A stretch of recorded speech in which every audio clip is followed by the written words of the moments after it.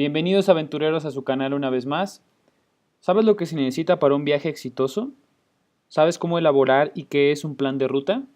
Si no, quédate, lo vamos a descubrir para tener el mejor campamento. Bueno, aventureros, voy a adelantar un poco lo que es un plan de ruta. Más adelante en el video voy a dejarles el enlace a la página oficial de Facebook para que me la puedan pedir y se las voy a enviar.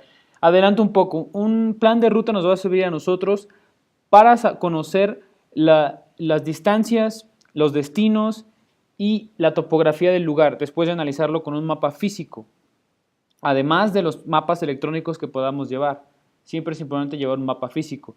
Y va a traer otra información que va a ser relevante para personas de nuestra confianza a la que les demos este plan de ruta y que en caso de que tuviéramos un contratiempo o una emergencia puedan ir por nosotros o contactarnos vía telefónica. Y bien, voy a empezar con los pasos necesarios para un campamento exitoso. Obviamente hay que enterarse del lugar y la zona a la que queremos ir. Y también debemos investigar un poco en el caso de nuestra situación en este país, en México, es conocer por la seguridad del lugar.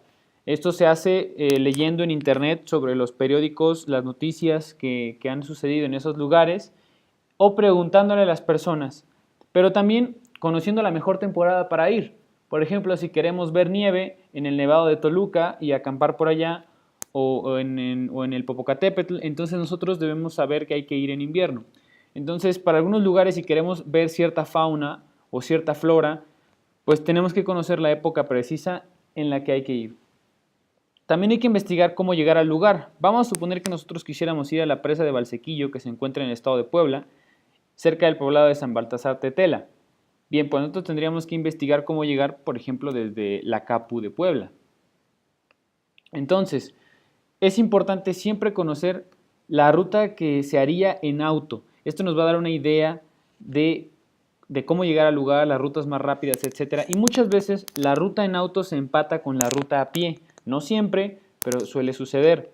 En este caso no es así, excepto por una de las rutas que nos marca Google Maps. Google Maps es una herramienta importantísima, pero como les digo, siempre deben llevar un mapa físico. Antes era más fácil conseguirlos, por ejemplo los de guía Roji, pero pues en la actualidad podemos simplemente imprimir un mapa de Google Maps.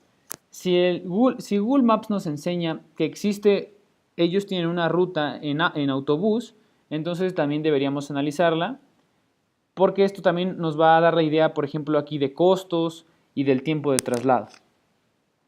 Bien, otro punto importante después de conocer esto es planear si vamos a necesitar ciertas herramientas para ese lugar. Y los costos no serían los mismos costos para algunos estados que para otros. Además, probablemente las emergencias que pudieran surgir en ese lugar sean distintas a las que habría en otro estado o en otro lugar. Por lo tanto, eso también nos haría valorar los costos. Otra cosa importante es tener dos rutas. Por ejemplo, en este caso, esta es una ruta de llegada en autobús, pero también podemos considerar una ruta en otro autobús o también una ruta a pie. Entonces, necesitamos conocer varias rutas por si alguna queda cerrada, nosotros aún así tengamos forma de llegar. Y más importante es conocer una ruta de regreso, o dos rutas, mejor dicho, de regreso. Por si una ya no es posible transitarla, pues tomar otra ruta. Otro punto importante es, si vamos en un grupo, establecer un punto de reunión, donde vamos a decirle a nuestro equipo que si nos perdemos, nos encontraremos. Es importante por eso analizarlo en un mapa. Y para calcular las horas que nos va a tomar llegar a algún lugar y los traslados, recuerden que la velocidad más rápida del grupo es igual a la velocidad del miembro más lento del grupo, porque lo tenemos que estar esperando. Entonces, la velocidad de la persona más lenta de nuestro grupo es lo más rápido que podemos viajar. Entonces, de esa manera podemos calcular la velocidad del grupo. Un ejemplo de una tabla de horarios aproximados que deberíamos llenar. En la parte izquierda se marca las horas y después en medio tenemos el tiempo que hay entre esas 2 horas y la actividad que vamos a estar realizando del lado derecho.